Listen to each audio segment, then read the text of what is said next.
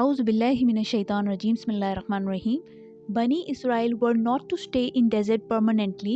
They were crossing the desert to reach Canaan.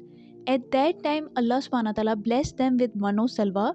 Allah subhanahu wa ta'ala reminds them of His favors that He sent down the mano salwa, which was very good, pure, beneficial, easily acquired food.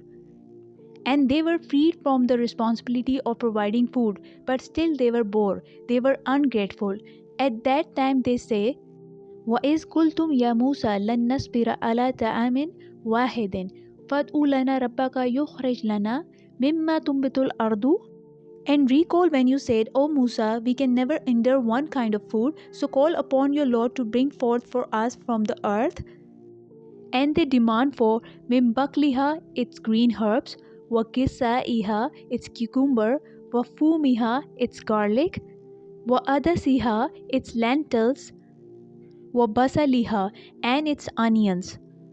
Then Prophet Musa alayhi reply was interesting. He says, Qala atastabdiluna allazi huwa adna billazi huwa khairun? Would you exchange what is better for what is less?